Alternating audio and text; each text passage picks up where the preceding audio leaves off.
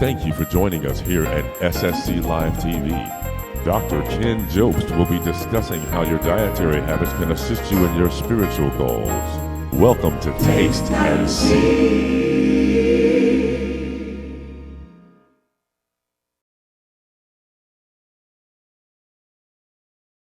Hey, welcome, and thanks for coming along. This is Taste and See on SSC Live TV. My name is Ken Jobst, and I'm going to share a couple of things with you today about the humble chickpea. You ever noticed God uses small things to do big things? God uses the things that everybody else brushes to the side and says, oh, it can't be that important. That's just something small. That's a little thing. We're about the world. We're about big things. Well, watch this. Today we're going to be talking about chickpeas. Watch that. Not just chickpeas, P-E-A-S, but chickpeas, P-E-A-C-E. How can the humble chickpea be used to bring world peace? We're going to take a look at that. And you know what? We're going to be looking at the Old Testament book of Ruth, which many people consider to be the best short story ever written. But from Ruth chapter 2, verses 5 through 17, we just want to come in on the story. This is the story of Boaz and Ruth. You remember Naomi, right? Naomi went to Moab because the famine had fallen in Israel, and oh my goodness, the terrible things that happened to Naomi. Her husband dies, her two sons die, and their wives, and they're in Moab. Oh, mercy. So they come back. One of the son's wives turns around and goes back, stays in Moab, but the other son's wife stays with Naomi. Her name is Ruth, right? Okay. So here we are from verse 5 of Ruth chapter 2. Then Boaz said to his servant who was in charge of the reapers, "Whose young woman is this?" Remember, Boaz is reasonably wealthy. It's harvest time, and they're out in the fields, and there's these two women have come along to glean some of the grain. So the servant that was in charge of the reapers answered and said, "This is the young Moabite woman who came back with Naomi from the country of Moab." Let me just pause right there, right? Young Moabite woman. She's already got 3 strikes against her. Young, right? Because she's not mature and among the wealthier class. She's young. She's a Moabite, which means she's from an enemy territory. They've not been friendly with the Jews, and as a matter of fact, prohibition, right, from Moabites entering into the company of Israel. A young Moabite woman. But Boaz says, I want to learn more about her, want to know more about her. And she said, "Please let me glean and gather among the reapers, among the sheaves." And so she came and has continued from morning until now, though she rested a little while in the house. Then Boaz said to Ruth, "You will listen, my daughter, will you not? Do not go to glean in another field, nor go from here, but stay close to my young women. Let your eyes be on the field where they reap, and go after them. Have I not commanded the young men not to touch you? And when you're thirsty, go to the vessels and drink from what the young men have drawn." Well, hey, Boaz is extending himself very, very cordially here. I mean, this is an expression of tremendous hospitality. So she fell on her face, bowed to the ground, and said to him, "Why have I found favor in your eyes that you should take notice of me, since I'm a foreigner?" And Boaz answered and said to her, "It has been fully reported to me that all you have done for your mother-in-law since the death of your husband, and how you have left your father and your mother and the land of your youth, and have come to a people that you did not know before. The Lord repay your work, and a full reward be given to you by the Lord God of Israel, under whose wings you have come for refuge. Remember, this is a Moabitess. Ruth is a Moabitess, and Boaz is saying, hey, you've come under the refuge you've come under the wings of the God of Israel.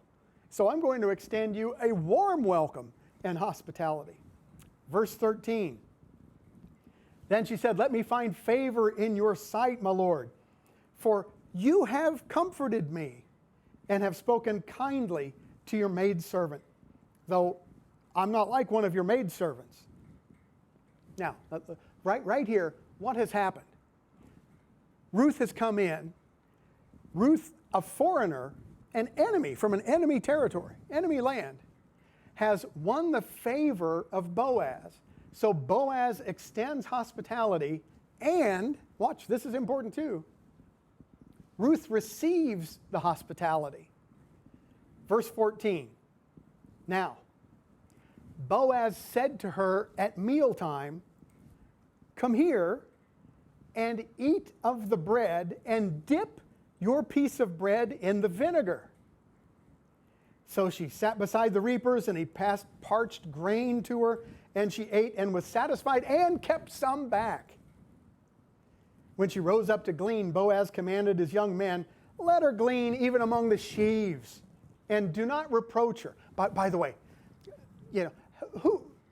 I got to tell you what gleaning is all about, because most folk don't know. Gleaning is like this. You've got the harvesters that are going to go through the field. They go through the field harvesting the grain with a little sickle, a little curved knife, and they're gathering it up. If some of that would drop to the ground, like later on, the gleaners would come and pick up this kernel and pick up that kernel.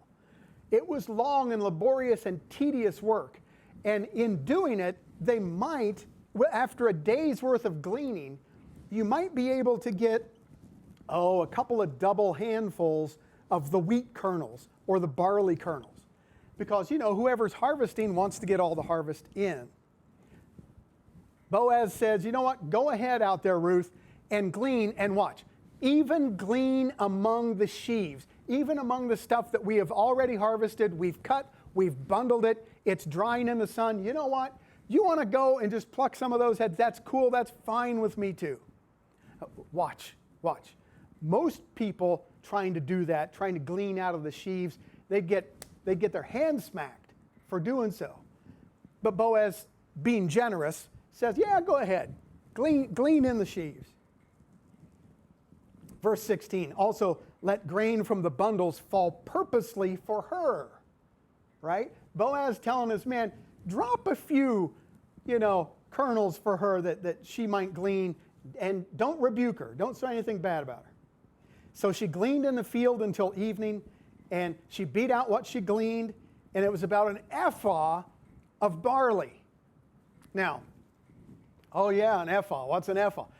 An ephah is like more than half a bushel. So, watch. She expected in everybody else's field that she ever gleaned in, the best she ever did for a day's gleaning was probably a pint of grain.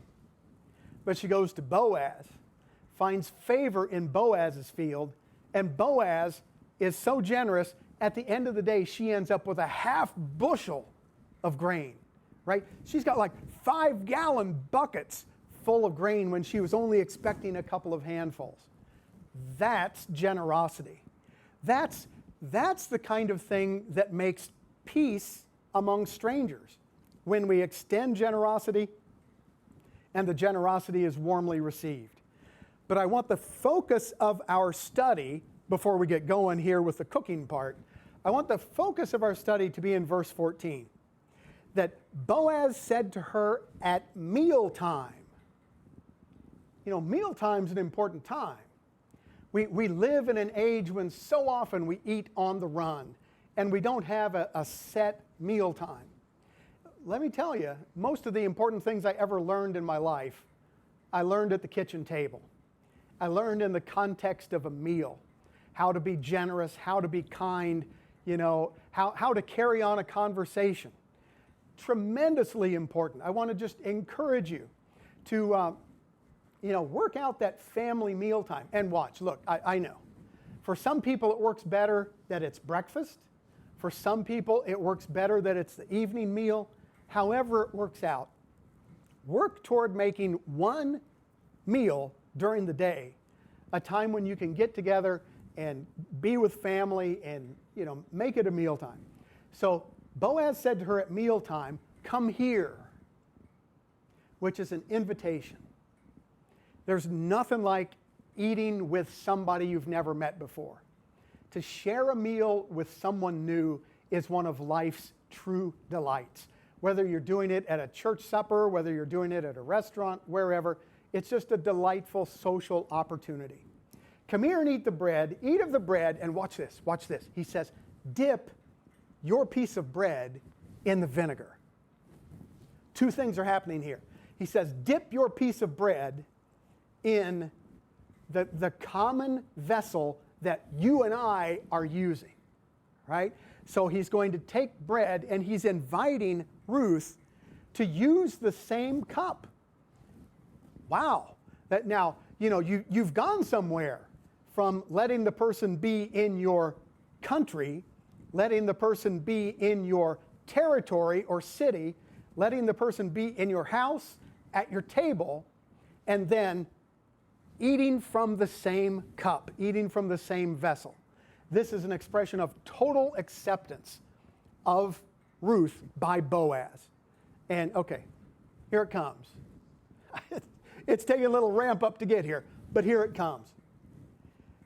Dip your piece of bread in the chometz, right? Hebrew word here is chometz, in the sour wine, in the vinegar.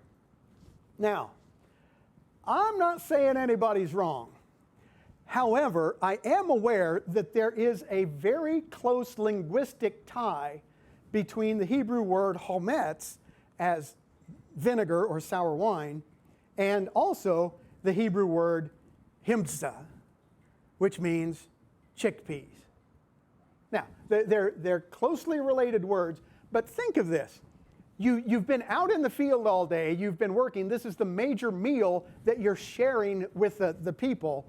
Are you just going to have somebody dip a little bit of bread in a little sour wine and think that's going to be enough for them?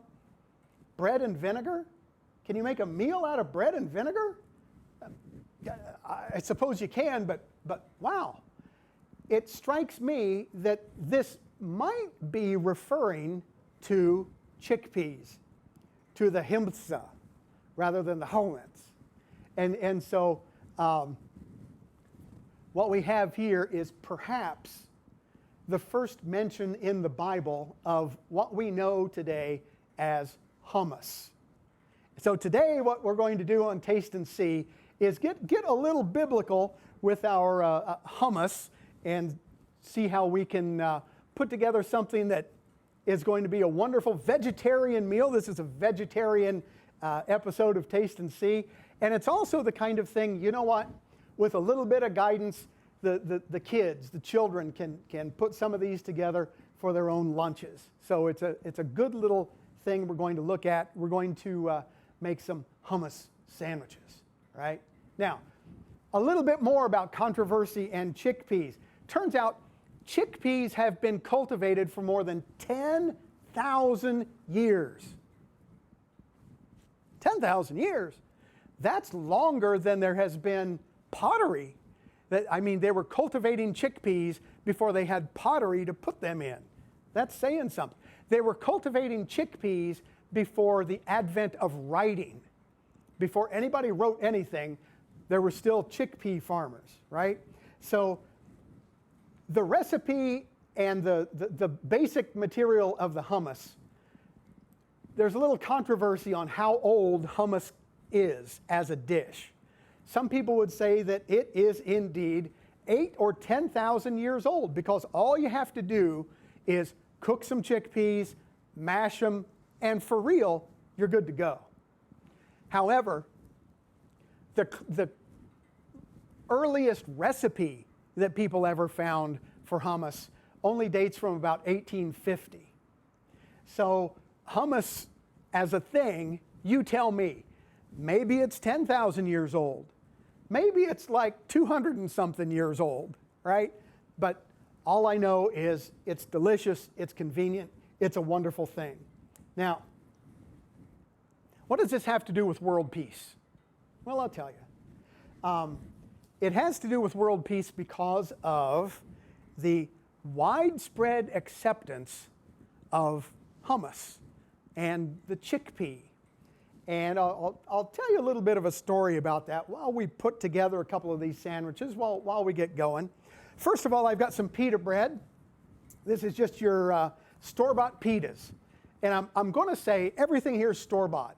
I thought, you know what, maybe I should come in here and make some hummus, just whip up some hummus. And to do that, all you need, chickpeas out of a can, right? Just get the chickpeas out of a can, drain them, but save the liquid that you drain off the chickpeas from the can. Put it over to the side. I'm going to tell you about that in just a minute. But put the chickpeas in a blender or a food processor along with a little bit of tahini. Now, tahini is sesame seeds that have been ground up. That they've been, back in the old day, you'd put them in a mortar and pestle and you would grind them out and you get this wonderful, smooth, sesame seedy tasting paste. So you mix some of the tahini, you know, a little bit of the tahini, a couple tablespoons of the tahini with a couple of cups full of the mashed beans, you know, and you can put that in the blender, or you can actually just whisk it all together, your chickpeas and tahini. Squeeze a little lemon on it and dust it with paprika or whatever else you want to go with, you're good to go. So all of that comes right off the shelf of the grocery store, takes just a couple of minutes, you whip it together. Or you just go and you buy it already prepared. Now, I encourage you to do both. The already prepared is perfectly fine. However, you'll notice the difference in the creaminess if you make it yourself just once. Just once, go ahead and make it yourself. It's wonderful. Now, as I said, I've got the pitas, and pita bread, you can buy that at the store just as well. What I'm going to do, I'm just going to have the pita, so I'm going to cut it right across, and we see that the pita is pocket bread, and in baking the bread, it actually creates a huge air bubble right in the middle, and as that bubble works itself through, we find that it makes a perfectly serviceable little pocket in the bread. Now, I discovered something, and I just discovered this past year. You know, you go to the store, and in the freezer section, there's frozen balls of yeast dough, right? And they're meant to be dinner rolls. Well, one afternoon, I didn't have enough to do, and so what I did was I put the pizza oven in the oven to heat up, to warm it up, to make a little pizza. Oh, I got no pizza dough mix. So, okay, what do? I know what I'll do. I'll just get one of those frozen lumps of dough that's made to be a dinner roll. I'll thaw them out, I'll let them rise, and then I'll roll them with a rolling pin, and I'll put them flat on the pizza stone. Well, what happened was I inadvertently made pita bread because the heat from the pizza stone rose up, cooked the bread, and made one big air bubble in the middle, which created a pocket. So instead of pizza, I had pita. But that's okay. That's a good thing too. Now, let's see here. Cutting another one of my pita breads. We're going to open them up. And I've decided that in making my little pita sandwich, which is 100% vegetarian, I like the creaminess of the chickpeas, of the hummus, but I also like the contrasting texture that goes along with avocado. So I'm just going to, once again, faithful viewers, you know what I'm doing. I'm going to remove the pit from the avocado. I'm going to try not to get avocado hand, right? So boom, there I go. I twist, and it's off, and we're all set. We're set and running. Now, I'm going to just go ahead and cut my avocado into slices And I'm going to slice these from the North Pole to the South Pole so I get nice little crescents that I am then going to put as I cut through the tough, leathery exterior. There we go.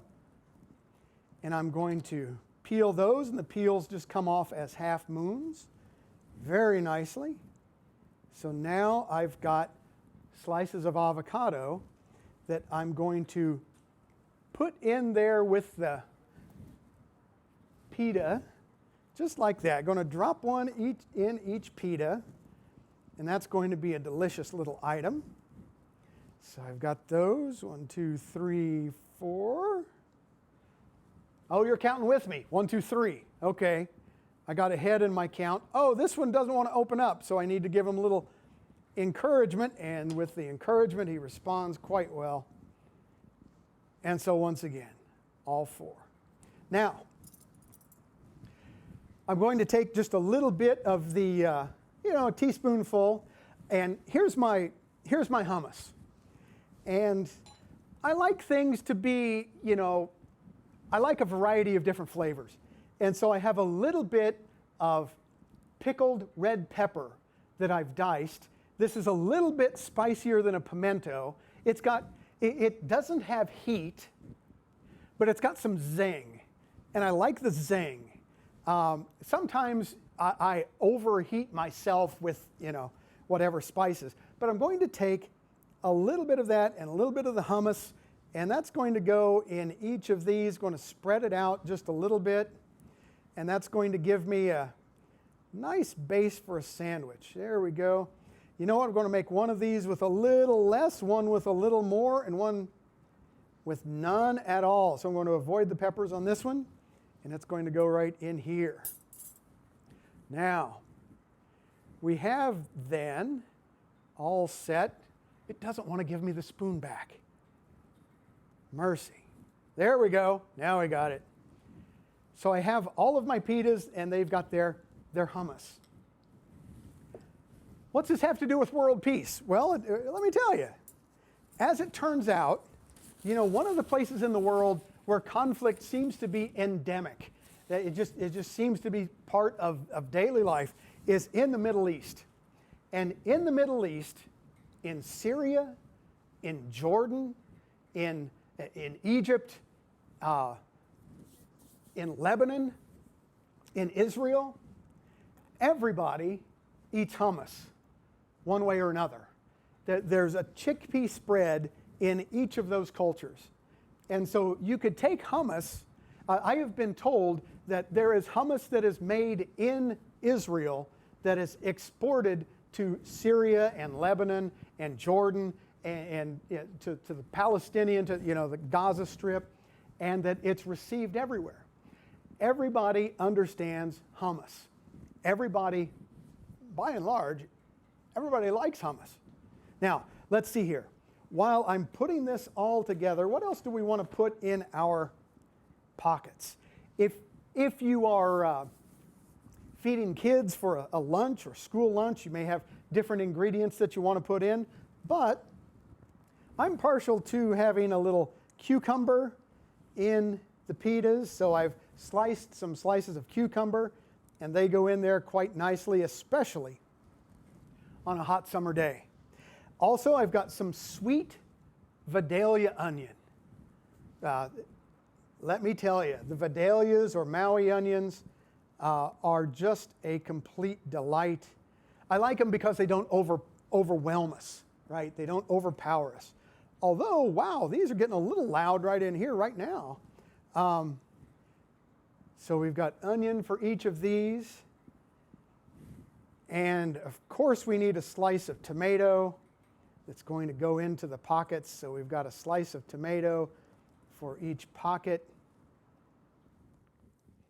And as it turns out, one of my favorite ingredients that has come upon some hard times lately is bean sprouts, because it's very difficult to market bean sprouts. It's an important thing. You got to hit them just right. So I do have with me some alfalfa sprouts. So I'm going to take some of the alfalfa sprouts. Oh, wait a minute. Before I do the sprouts, let's do the feta.